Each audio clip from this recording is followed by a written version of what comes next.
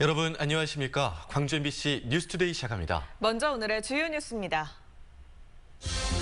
대장동 특혜 의혹이 호남 표심에 영향을 미치지 못하면서 이재명 후보가 본선에 직행할 가능성이 커졌습니다. 이번 주말 실시되는 2차 슈퍼위크가 민주당 경선의 분수령이 될 전망입니다. 인구수와 검사 수 대비 전국에서 가장 확진 비율이 낮았던 광주와 전남 지역에 비상이 걸렸습니다. 추석 연휴가 지나면서 타 지역 확진자를 통한 감염이 확산하고 있습니다. 공동주택 건립 대신 공공개발로 방향을 바꾼 신양파크 호텔 보상비로 370억 원이 책정됐습니다. 구체적인 부지 활용 방안은 다음 달 안에 나올 것으로 보입니다. 국보 35호로 지정된 화엄사 사사자 3층 석탑이 10년 동안의 해체 보수 공사를 마치고 오는 29일 공개됩니다. 호남 경선에서 승리한 이재명 후보가 대세를 확인하면서 결선 투표 없이 본선에 직행할 가능성이 높아졌습니다. 최대 위기 요인으로 꼽혔던 이른바 대장동 의혹도 오히려 반전 분위기를 타고 있습니다. 윤근수 광주 전남 경선에서 첫 승을 거두고 희망을 봤다던 이낙연 후보. 더욱 노력해서 더 좋은 결과 만들어 가도록 하겠습니다. 오늘 더 큰 희망의 불씨를 발견했습니다. 하지만 불씨는 오래가지 않았습니다. 전북 경선에서 다시 과반의 승리를 거둔 이재명 후보는 대세를 재확인했습니다. 이른바 대장동 개발 특혜 의혹도 호남 표심에 큰 영향을 미치지는 못한 것으로 보입니다. 오히려 곽상도 의원 아들의 50억 퇴직금이 불거지면서 국민의힘과 토건 세력의 게이트라는 이재명 후보의 주장에 힘이 실리게 됐습니다. 이것이 이재명 개인의 비리 의혹 사건에서 이제는 국민의힘과 연관된 비리 의혹으로 프레임 전환이 가능해졌다는 겁니다. 실제로 이재명 후보는 적반하장이라며 국민의힘과 대립각을 날카롭게 세우고 있습니다. 자기들이 도둑질해놓고 도둑질 못 막았다고 그 도둑 막은 열심히 노력한 사람 비난하고 그러면 되겠습니까? 이런 걸 후안무치라고 해요. 이재명과 국민의힘의 대립 구도가 강해질수록 민주당 내부의 결집 효과는 커질 수 있습니다. 이 때문에 이낙연 후보가 아주 특별한 반전 기회를 잡지 못한다면 이번 주말 2차 슈퍼위크를 계기로 이재명 후보의 본선 직행 카운트다운이 시작될 가능성이 높아 보입니다. MBC 뉴스 윤근수입니다. 최근 광주 민간공항의 무안공항 이전 통합을 군공항 이전과 연계 추진한다는 정부 방침에 이용섭 광주시장이 환영의 뜻을 밝혔습니다. 이용섭 시장은 기자들과의 차담회에서 정부의 제6차 공항개발 종합계획안은 어느 한 지역 이익에 편중되지 않고 광주 전남 상생 발전과 효율적인 공항 입집 차원에서 내린 합리적 결정이라고 평가했습니다. 그러면서 다음 대통령 임기에는 군공항 이전이 추진될 수 있을 것으로 본다며 방향성이 확실해졌다고 본다고 말했습니다. 공동주택 건립 대신 공공개발로 방향을 바꾼 무등산 신양파크 호텔 활용 사업의 토지 보상 비용이 370억 원으로 책정됐습니다. 광주시는 신양파크 호텔 토지와 건물 호텔 시설 등의 보상액이 당초 420억 원으로 산출됐지만 수차례 협의 끝에 369억 원으로 최종 결정됐다고 밝혔습니다. 부지 활용 방안으로는 생태학습장과 유스호스텔 등이 거론되고 있지만 아직까지 확정된 바는 없습니다. 광주시는 부지 활용 방안에 대해서도 늦어도 다음 달 안에는 결정을 내린다는 계획입니다. 날이 선선하긴 하지만 이 청명한 가을 하늘을 기대하기는 어렵겠습니다. 구름이 가득한 가운데 일부 지역에서는 무난한 가을 날씨가 이어지겠지만 또 곳곳에서는 약한 비가 내리겠습니다. 하늘 모습 보시면 서해상에서 다가오는 저기압의 영향으로 구름이 가득 끼어 있는 상태고요. 현재 해안 지역을 중심으로는 약한 비가 이어지고 있는 상태입니다. 오늘은 낮까지도 이렇게 흐린 가운데 산발적인 빗방울이 떨어지는 곳이 있겠습니다. 구름이 이불 역할을 하면서 아침 기온은 어제보다 더 높게 시작했습니다. 광주의 아침 기온 20도 안팎으로 어제보다 2도가량 높게 시작했고요. 한낮 기온은 26도로 어제와 비슷한 가운데 종일 선선한 날씨가 예상됩니다. 날씨 정보였습니다. 코로나19 4차 대유행이 꺾일 기미를 보이지 않는 가운데 광주 전남은 인구와 검사 수 대비 전국에서 확진 비율이 가장 적은 것으로 나타났습니다. 하지만 추석 연휴 이동에 따른 타 지역 확진자를 통한 감염이 확대되며 우려를 키우고 있습니다. 우종훈 기자의 보도입니다. 광주의 코로나19 확진자가 5천 명에 이르고 전남의 확진자가 3천 명을 넘어섰습니다. 전국적으로 확진자가 30만 명이 넘어섰지만 광주와 전남 지역은 상대적으로 적은 숫자를 차지하고 있습니다. 검사 수 대비 확진자 비율은 전국에서 가장 적은 것으로 나타나고 있습니다.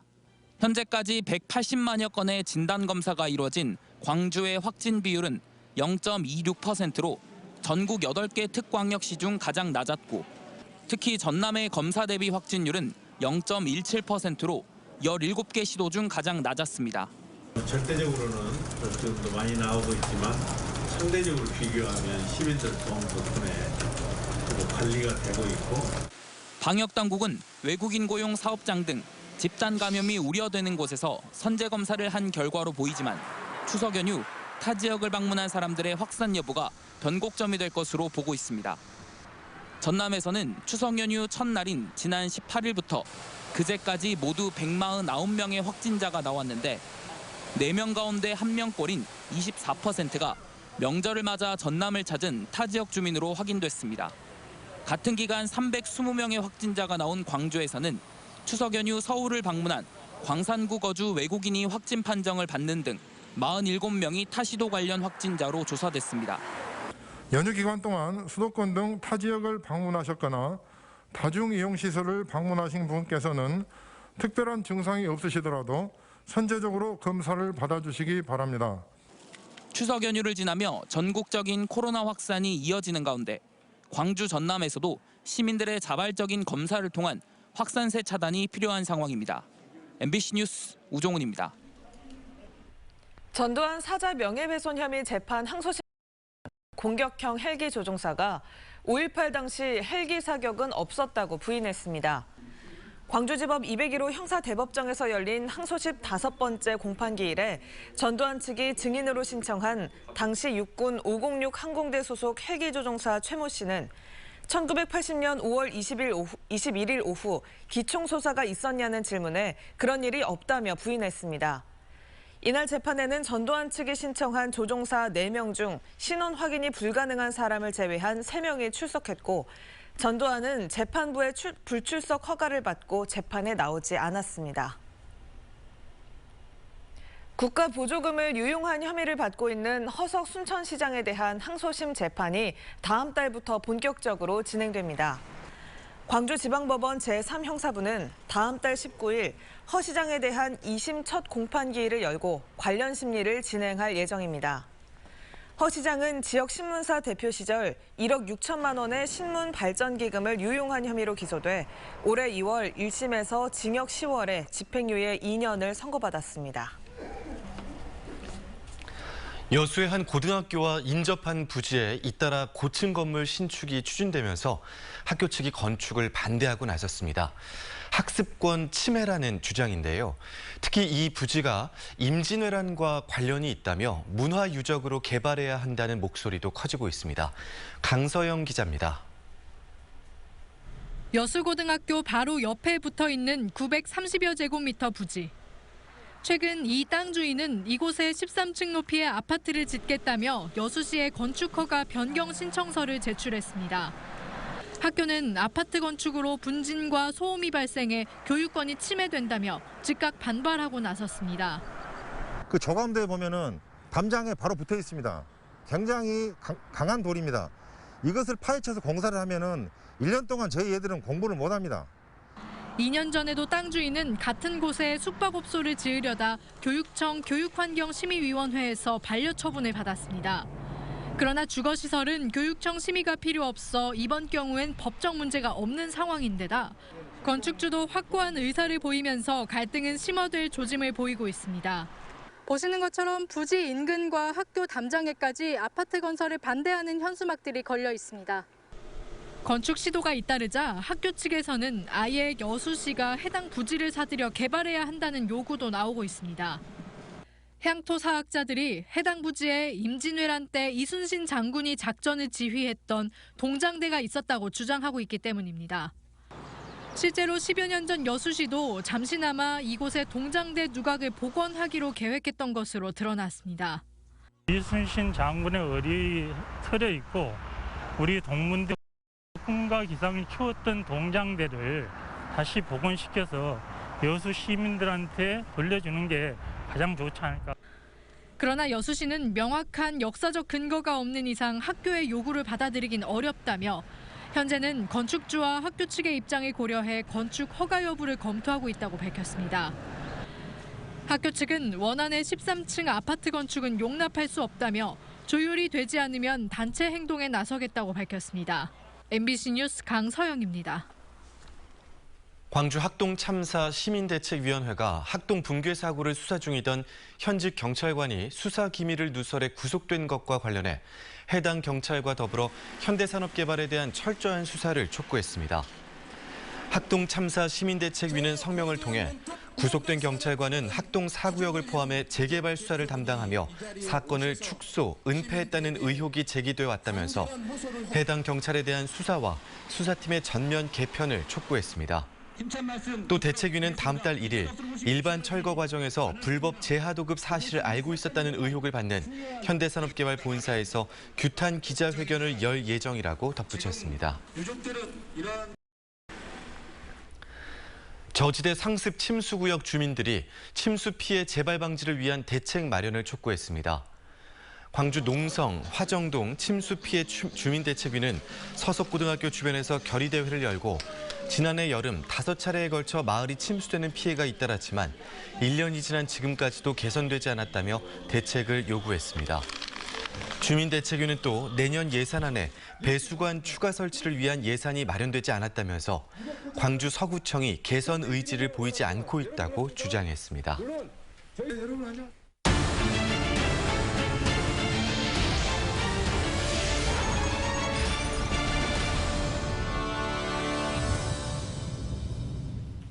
무분별한 채취 등으로 사라졌던 야생화들이 되살아나고 있습니다. 환경 보존의 필요성을 스스로 입증하고 있는 들꽃들을 김양훈 기자가 취재했습니다. 숲길을 걷다 보니 낯선 식물들이 모여 있습니다. 석송과의 양치 식물로 키가 작고 땅에 누워서 자라는 특징을 갖고 있는 물석송입니다. 주로 습지 가장자리에 서식하며 자생지가 매우 한정돼 있습니다.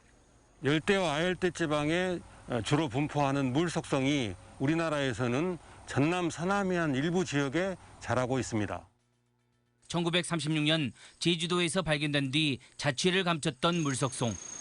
지난 2017년 완도에서 80년 만에 발견된 데 이어 또 다른 전남 서해안에 있는 물석송의 자생지가 MBC 카메라에 포착됐습니다. 산과 들의 습지에서 주로 자라는 괭이눈. 뭉친 잎 가운데 노란 꽃이 매우 밝아 어둠 속에서 빛나는 고양이 눈과 비슷하다고 해 괭이눈으로 이름 붙여졌습니다. 그동안 일본 고유종 식물로 알려져 왔는데 100여 년 만에 전남 영광에서 발견되면서 우리나라 자생종으로 확인됐습니다. 이렇게 자세히 살펴보니까 옛날 그 문헌상으로만 존재했던 그런 그 괭이눈이 아닐까 그런 그 생각을 하게 되는데.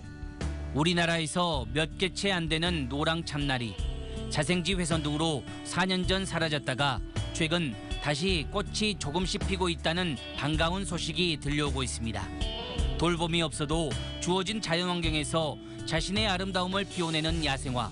생명력이 끊기지 않도록 하기 위한 인간의 노력과 도움이 필요합니다. MBC 뉴스 김양훈입니다. 경주 불국사 다보탑과 함께 우리나라 특수형 석탑의 대표작으로 꼽히는 국보 제35호 구례 화엄사 사사자 3층 석탑이 해체 수리 공사를 마치고 제 모습을 찾았습니다. 높이 7.1m, 너비 4.2m에 무게가 50여 톤에 이르는 사사자 3층 석탑은 지난 2011년 기단부의 균열과 절단, 탑 기울어짐 현상이 확인돼 10년 동안의 보수 공사가 진행됐습니다. 국립문화재연구소는 구례군 화엄사와 함께 내일 석탑 준공을 알리는 회양식을 개최한 뒤 일반에 공개할 예정입니다. 광주 시민단체가 광주 글로벌 모터스가 양산을 시작한 현대차 캐스퍼 사주기 운동을 전개한다고 밝혔습니다. 시민사회단체는 광주형 일자리의 첫 모델인 광주 글로벌 모터스가 성공해야 많은 일자리가 창출되고 지역 경제가 활성화되는 만큼 광주 시민과 함께 지역 생산 제품인 캐스퍼 사주기 운동을 추진할 계획이라고 강조했습니다. 광주 글로벌 모터스가 위탁 생산하는 캐스퍼는 지난 14일부터 사전 예약을 시작했으며 예약 물량이 올해 생산 물량인 12,000대를 초과한 것으로 확인되고 있습니다. 진도에서 다시래기 국가 명인인 고 강준섭 옹의 장례식이 나흘에 걸쳐서 치러졌습니다. 향년 88세를 일기로 숨을 거둔 고인은 어제 꽃상여를 타고 영면에 들었습니다. 김윤 기자가 취재했습니다.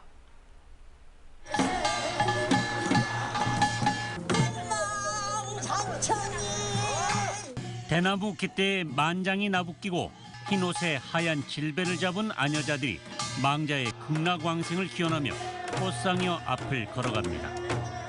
망자의 넋을 달래며 앞에 선 설소리꾼과 뒤에 선 상여꾼들이 소리를 주거니 받거니 하며 꽃상여가 진도의 거리를 누빕니다. 꽃상여 행렬이 절정에 이를 때쯤이면 망자의 죽음은 신명나는 소리판으로 이어져 산자를 죽음의 수렁에서 건져냅니다.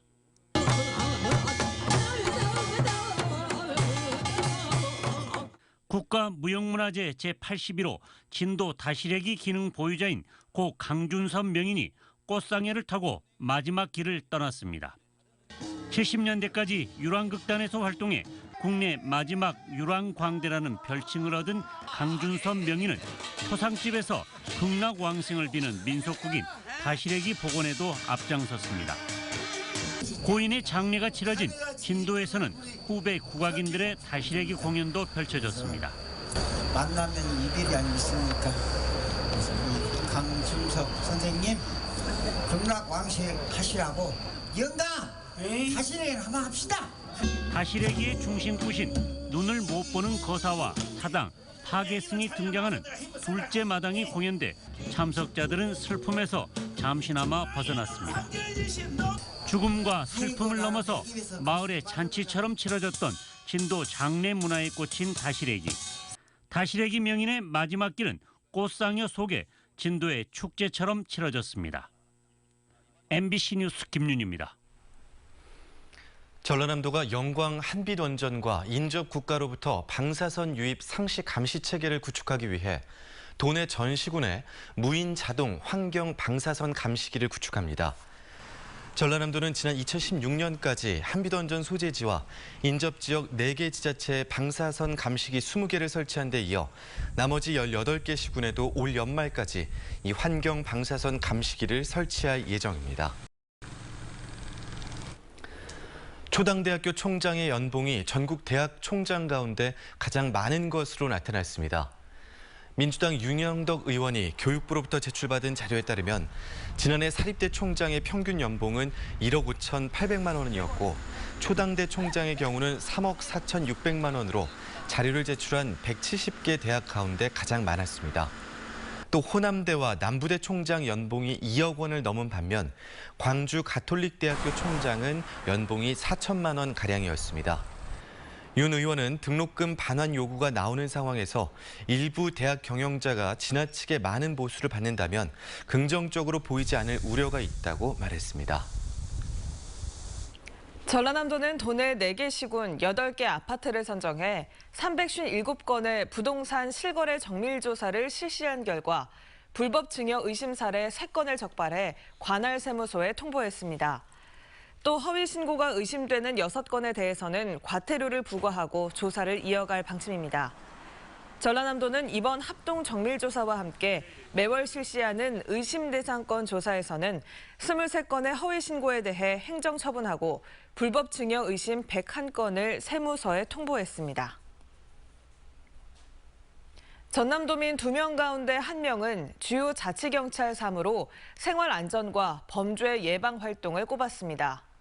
전라남도 자치경찰위원회가 9월 1일부터 자치경찰 3대 사무 가운데 우선 추진 사무를 묻는 도민 설문조사를 실시한 결과 생활안전 및 범죄 예방 활동이 51.1%로 가장 많았고 사회적 약자 보호 활동, 교통안전 활동 순으로 조사됐습니다. 또 도민 3명 가운데 1명꼴로 자치경찰제에 대해 정확히 알지 못한다고 응답해 적극적인 홍보가 필요한 것으로 나타났습니다. 날이 선선하긴 하지만 청명한 가을 하늘을 기대하긴 어렵겠습니다. 구름이 가득한 가운데 일부 지역에서는 무난한 가을 날씨가 이어지겠지만 또 곳곳에서는 약한 비가 이어지겠습니다. 하늘 모습 보시면 서해상에서 다가오는 저기압의 영향으로 현재 구름이 가득 끼어 있는 상태고요. 해안 지역을 중심으로는 이미 약한 비가 이어지고 있는 상태입니다. 오늘은 이렇게 흐린 가을 날씨가 이어지면서 낮까지도 산발적인 빗방울이 떨어질 수 있겠습니다. 구름이 이불 역할을 하면서 기온은 어제보다 더 높게 시작했습니다. 광주의 아침 기온 20도 안팎으로 어제보다 2도가량 더 높게 시작했고요. 한낮 기온 26도 안팎으로 어제만큼이나 선선한 날씨가 예상됩니다. 곳곳에서 일교차는 여전히 크겠습니다. 담양의 아침 기온 20도 안팎으로 시작해 한낮 기온 28도로 기온차는 8도가량 완도의 낮 기온은 25도 안팎으로 해안 지역은 비교적 더 선선한 날씨가 이어지겠습니다. 구리의 낮 기온은 27도 안팎, 광양 26도, 여수는 25도 안팎의 기온 보이겠습니다. 바다의 물결은 전해상에서 최고 2m 안팎으로 일겠습니다. 모레까지도 비가 내리면서 흐린 날씨가 이어지겠는데요. 목요일 오후부터는 다시 날이 개면서 맑은 가을 날씨가 이어질 전망입니다. 날씨 정보였습니다. 이상으로 광주 MBC 뉴스투데이를 마칩니다. 함께해 주신 여러분 고맙습니다.